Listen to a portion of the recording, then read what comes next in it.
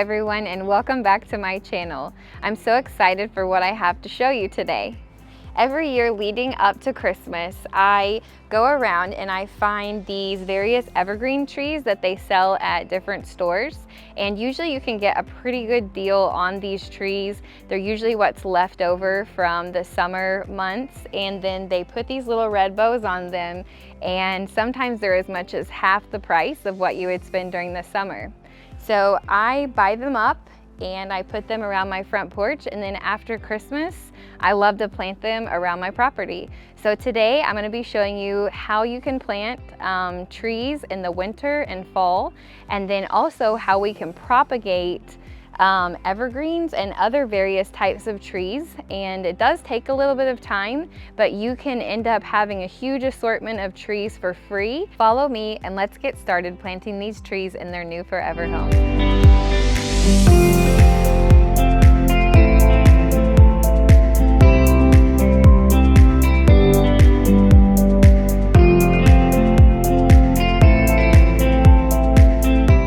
Once you've picked the location that you want to plant your tree, you want to dig your hole twice as big as the pot that your tree is in. And I used to think that that meant twice as deep as well. And a few years ago, I noticed that some of my trees were not surviving. And I looked into it and I found out that I was actually planting them too deep. This is something that you see all around town. You'll see what I call the volcano trees, where they have a volcano of mulch or dirt at the base.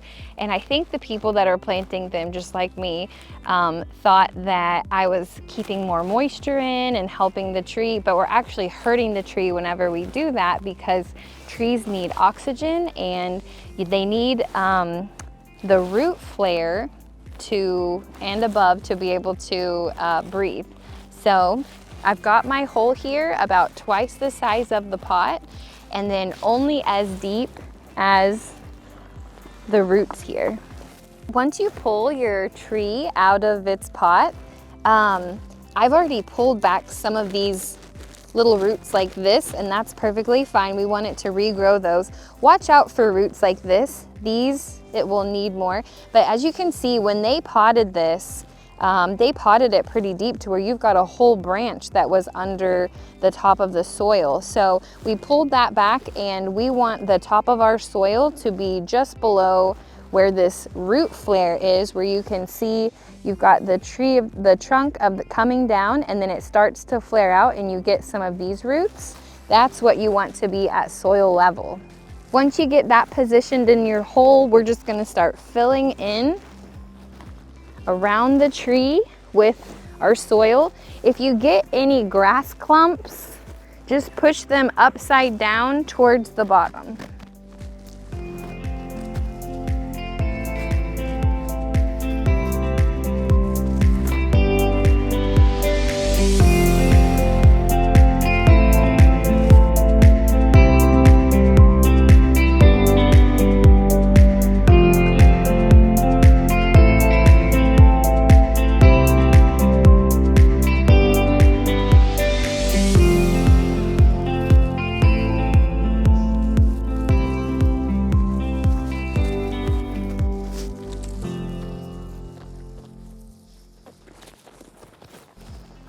And there we have our tree.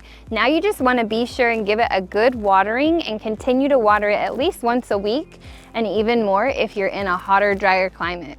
Now follow me, and I'm going to show you how I take cuttings from trees around my property, and it's called propagation, but I turn the cuttings into new baby trees, and then after a period of time I'm able to plant them around my property, and it's a way of getting lots and lots of new trees for free.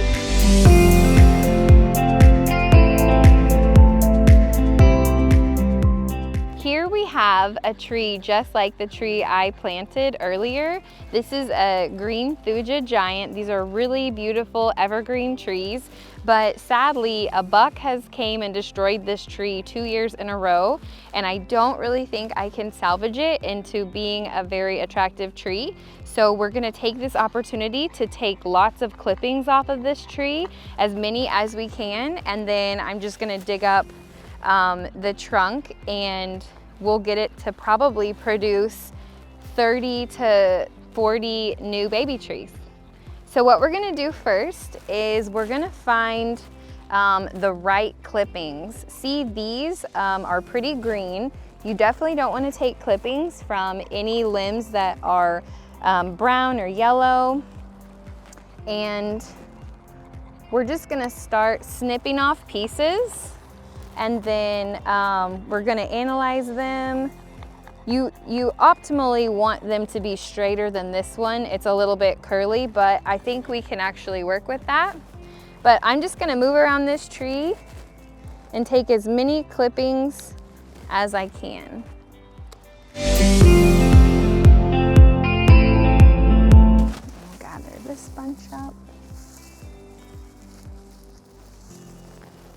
Now that we have our bunch of clippings, let me take you over to a different type of tree that's not an evergreen and show you how I get clippings off of it. This Eastern Redbud is a tree that I propagated about 3 years ago, and it was in a pot for about 1 year, and it started off about this tall, and this is after 2 summers of growth. You can see it's got quite a bit of growth, especially last summer. It did really, really well, and it's gonna be a beautiful tree.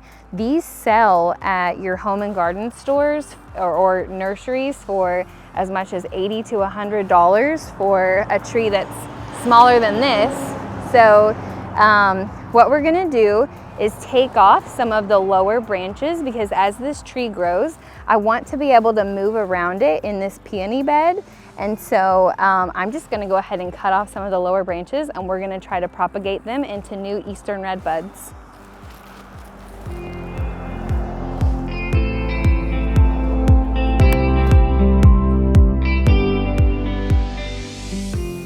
Now that we've got all these little cuttings, we're gonna go add these with our evergreen cuttings and try to get them to root out in our buckets of soil. So this morning I was looking for my drill so that I could drill some holes in the bottoms of these tubs so that our new little trees can drain properly, and my husband has it in his truck. So we're gonna do this the improvised way, which is with a hammer and a screwdriver. So if you try this at home, please be careful. I would normally be using a drill and using one of these steel bits to be able to drill the holes, but we don't have that, so bear with me. We're gonna make, this is about a 1 foot in diameter tub, and so I'm probably gonna make about 6 to 8 holes in the bottom of this pail.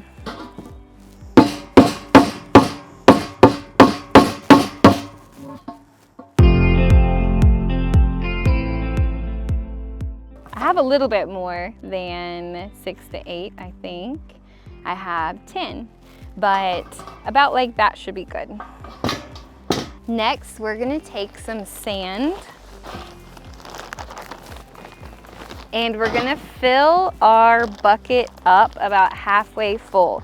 Now, I'm obviously using like a galvanized pail, just because that's what I had handy, and you can literally use anything as long as it will hold your soil and sand in, and then you can also get it to drain. But you can use a plastic dish pan, you could use some type of a plastic bucket, you can use a flower pot, anything you would like. And this is just play sand. This is going to help the new little baby trees' roots be able to branch out easier. Now I'm just gonna add good old-fashioned potting soil.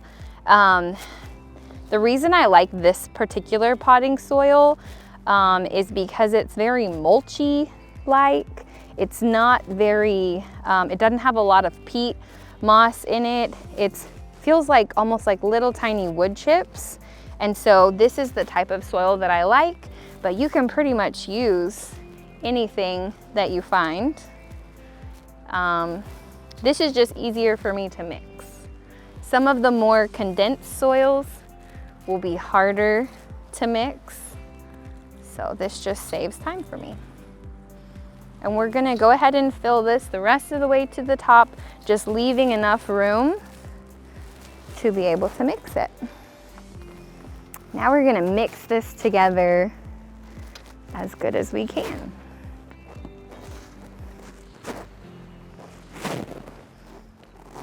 This would also be really fun if you have kids, to get them to get involved to help you with this part.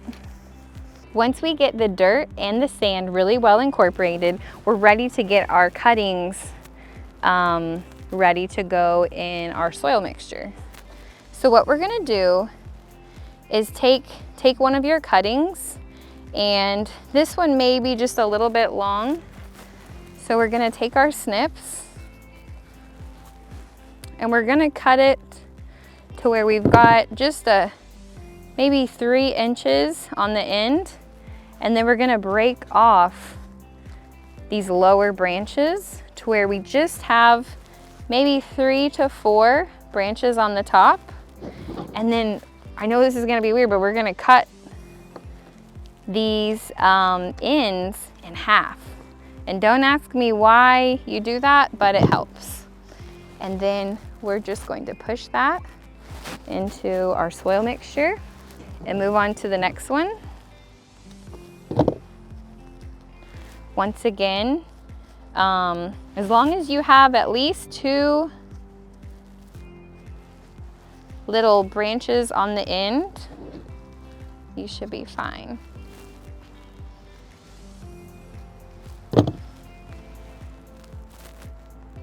And we're just going to continue working all the way around, filling our bucket. As long as your cuttings are not touching, they really can't be too close. We don't need to worry about trying to provide any type of fertilizer or minerals during this time. We just want these to root out. Let me show you another type of cutting and how we're going to get it ready. This is a cutting from a Honeycrisp apple tree. Those are some of my kids' favorite apples. And I already cut this just off the tree. This was actually growing at the bottom of the tree, and so we don't want branches coming out the bottom of the tree.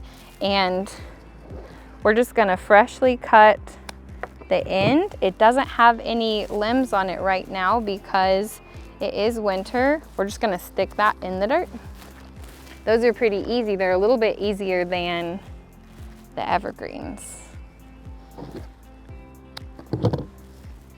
Now, about 30% of your plants that you propagate are not going to make it. They're not going to root out, but it's so simple that I really love doing it.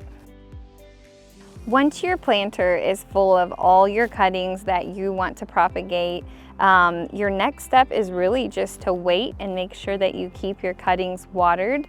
We are wanting these to root out, and so if we let them dry out, then they won't root out. So this is going to take a little while. I'm gonna leave these to the side and just keep watering them and keeping an eye on them.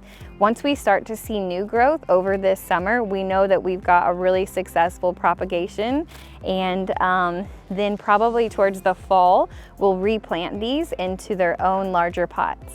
Thank you so much for watching my video today, and I hope you learned something through the tree planting or the tree propagation that can help you on your land. I just wanted to show you one last thing before we go. This is one of our little baby bunnies. He's about 11 days old, and they're so cute. I had to share with you. So thank you so much, and see you next time.